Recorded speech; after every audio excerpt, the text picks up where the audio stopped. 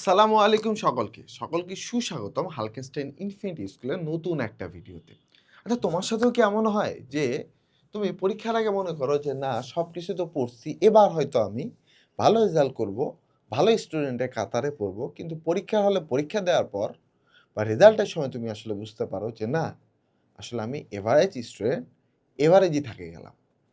তো আমি ঠিক যে কারণগুলার জন্য আমরা পড়াশোনা করেও এভারেজ স্টুডেন্ট থেকে যাই, এই কারণগুলোর মধ্যে যে মুখ্য কারণগুলো আমার কাছে মনে হয়েছে, এই জিনিসগুলো আমি বের করে আজকে তোমাদেরকে বলছি। সেটার ১ম এবং প্রধান যে কারণটা সেটা হচ্ছে ভাইয়া সবকিছু আবছা করে পড়া। ঠিক আছে? আবছা করা মানে আবছা করে পড়া মানে কি আসলে বুঝছো তুমি? জিনিসটা হচ্ছে যে ধরো তুমি গতির সমীকরণ পড়বা, হ্যাঁ? সো গতির সমীকরণের ক্ষেত্রে কোন ক্ষেত্রে কি ধর্মটা আসবে যে কখন আমার আসলে এই আদিবেগ ইউ শূন্য হবে, কখন আমার এই এইচ, কখন আমার জি এর মান ঋণাত্মক নিতে হবে, কখন আমার জি এর মান পজিটিভ নিতে হবে, এই জিনিসগুলো তুমি জাস্ট মুখস্থ করে গেছো, হ্যাঁ?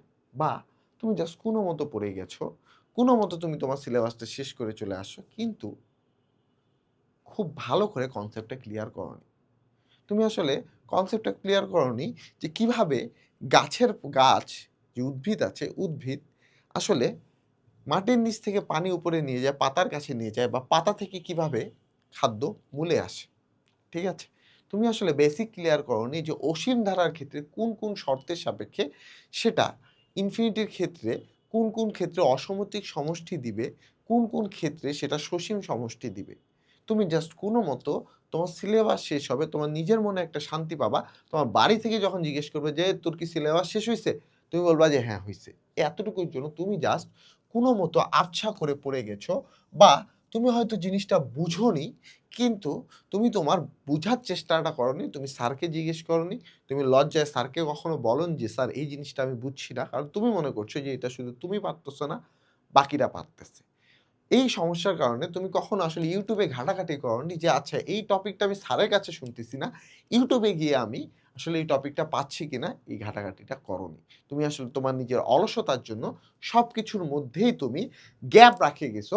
তুমি কোনো কনসেপ্টই ফুললি 100% ক্লিয়ার করোনি। যার কারণে তোমার কনসেপ্টগুলো ভালো করে বোঝা নাই, এবং তুমি যখন সেই কনসেপ্ট থেকে একটু ম্যাথ একটু পেঁচায় দেয়, একটু থিওরি পেঁচায় দেয়, তুমি আটকে যাও। সো এই আবছা করে তুমি যদি পড়ো, তাহলে ভাইয়া কখনোই কিন্তু তুমি আসলে ওই ভালো স্টুডেন্ট হতে পারবে না। কারণ ভালো স্টুডেন্ট কখনই তাদের বেসিকে কোনো গ্যাপ রাখে না। তারা বেসিকে খুব ভালো করে ক্লিয়ার করে ফেলে। তাদের যে সমস্যাগুলা হচ্ছে সেটা সিম্পল থেকে শুরু করে জটিল সমস্যা হোক, সবকিছুই তারা ক্লিয়ার করে দেয়। সেটা যেভাবে পারুক, YouTube ইউজ করে হোক, বর্তমানে যেহেতু অ্যাডভান্স টেকনোলজি আছে, তুমি YouTube ইউজ করে কোর্সের মাধ্যমে বা বিভিন্ন মাধ্যমে আসলে তুমি তোমার এই সমস্যাগুলো সমাধান করতে পারো। তাই কোনো কিছু আবছা করে পড়িও না ভাইয়া। সবকিছুর কনসেপ্টটা তুমি একটু ভালো করে ক্লিয়ার করো। ২ নম্বর যে কারণটা, আরেকটা মুখ্য কারণ বলতে পারি যে বুঝি না বুঝি ঠাডা মুখস্থ। তোমাদের মধ্যে একটা কি জানি বিষয় আছে যে আচ্ছা আমি নিউটনের সূত্রগুলো বুঝবো না, আমি সসীম ধারার ক্ষেত্রে বুঝবো না, আমি ত্রিকোণমিতির আসলে কোণের হিসাবগুলা বুঝবো না। ঠিক আছে? কোনটা ভূমি, কোনটা অতিভুজ, কোন কোণের সাপেক্ষে কখন ভূমি, কখন অতিভুজ হবে, এসব কিছুই আমি বুঝবো না। আচ্ছা ঠিক আছে, সাইন থিটা মানে লম্ব বাই ভূমি, লম্ব বাই ভূমি, এটা আমি মুখস্থ করে গেছি যে এটা একটা যদি ত্রিভুজ হয়, হ্যাঁ? এটা যদি থিটা হয়, তাহলে sine theta is equal to এটা সেই লম্ব, আর এটা সেই অতিভুজ। সো আমি লম্ব বাই অতিভুজ পড়ে গেছি। ঠিক আছে? আচ্ছা আমি যদি তোমাকে এখানে এবার এই কোণটা থিটা দিয়ে দেই, তখন কি তুমি সেম ভাবে বলবা যে এটা লম্ব এটা অতিভুজ? তুমি যদি মুখস্থ করে আসো তুমি হ্যাঁ বলবা যে ভাই এটা লম্ব এটা অতিভুজ। শেষ। ঠিক আছে? কিন্তু না আসলে। সো তুমি বুঝে না বুঝে ঠাডা মুখস্থ করিও না ভাইয়া। মনে রাখো প্রথমে তোমাকে হবে বুঝতে। প্রথমে হবে তোমাকে বুঝতে। তুমি যখন জিনিসটা ক্লিয়ার বুঝে গেলা, এরপর তুমি মুখস্থ করো। তাহলে তোমার জিনিসটা আয়ত্তে থাকবে। সেখান থেকে যতই ক্রিটিক্যাল কোশ্চেন আসুক, এবার তুমি আনসার করতে পারবা। এভারেজ স্টুডেন্ট আর থাকবে না, এটা আমার বিশ্বাস। ঠিক আছে? ওকে। রিভিশনের দরকার নাই আমার। এই ধারণাটা তোমাদের মধ্যে কেন জানি খুবই বেশি আছে ভাইয়া। আচ্ছা একটা জিনিস, পড়ছি, পড়ে গেছি, সমস্যা নাই। পরে তো পরীক্ষার হলে গিয়ে পারবো। ঠিক আছে? তুমি কি জানো যে একটা মস্তিষ্ক যখন কোনো কিছু পড়ে, সে হাইয়েস্ট ৩০ মিনিট জিনিসটাকে খুব ভালো করে মনে রাখতে পারে। 3 দিন পর সে 80% জিনিস ভুলে যায়। 80% জিনিস সে 3 দিন পর ভুলে যাবেই, তুমি যাই পড়ো। ঠিক আছে? তার মানে কি ব্রেইন কখনো মনে রাখতে পারে না? পারে। যখন তুমি জিনিসটা বারবার রিভাইজ করো, যখন তুমি বারবার জিনিসটা প্র্যাকটিস করো, যখন হাতে কলমে প্র্যাকটিস করো, তখনই তুমি জিনিসটা মনে রাখতে পারো। তাই ভাইয়া এটলিস্ট সপ্তাহে ১ দিন হইলেও বিগত পড়াগুলো রিভাইজ দাও। তুমি যদি রিভাইজ না দাও ভাইয়া, তুমি কখনোই আসলে ভালো করতে পারবে না। সেটা 6, 7, 8, 9, 10, এইচএসসি, ভার্সিটি, পিএইচডি যেখানেই বলো, তোমাকে রিভিশন প্রয়োজনই আছে। ঠিক আছে? তুমি যদি রিভিশন না দাও, তোমার ওই জিনিস কখনোই মনে থাকবে না। আরেকটা জিনিস তোমাদের মধ্যে আছে, আচ্ছা এই ম্যাথটা তো ভাইয়া করাইছে, এই ফিজিক্সের জিনিসটা, এই বিজ্ঞানের জিনিসটা, এই গণিতের জিনিসটা, এই বাংলার জিনিসটা, ইংলিশের জিনিসটা তো ভাইয়া করাইছে। আচ্ছা ক্লাসটা যেহেতু আমি দেখছি, পরীক্ষার হলে এটা আসলে তো আমি পারবই। তখন তোমার এটা মনে হচ্ছে কারণ তুমি তখন মাত্র ক্লাসটা করছো ভাইয়া। তোমার ব্রেইন এটা ক্যাপচার করে আছে। তুমি ৩ দিন পর এটা জিজ্ঞেস করো তো, ওই জিনিসটা দেখো তো তুমি পারো কিনা?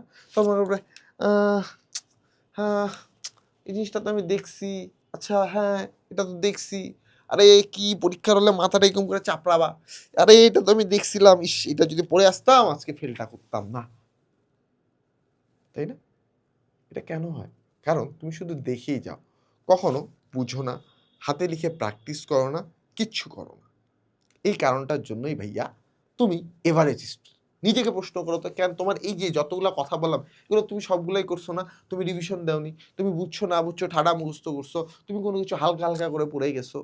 তোমার তো রিভিশন দেওয়ার ইচ্ছাই হয় না। তুমি হাতে লিখতে চাও না। উফ!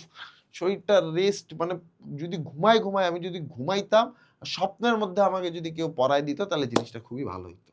তাই না? তো আসলে কি জিনিসটা এমন? না। সো খালি ভাইয়া দেখিও না, জিনিসটা হাতে কলমে প্র্যাকটিস করো, লিখে, লিখে প্র্যাকটিস করো। না হলে ভাইয়া তুমি জীবনেও ওই জিনিসটা পারবা না। ওই এভারেজ স্টুডেন্ট, মারা খাওয়া স্টুডেন্টই থাকবা। ওকে?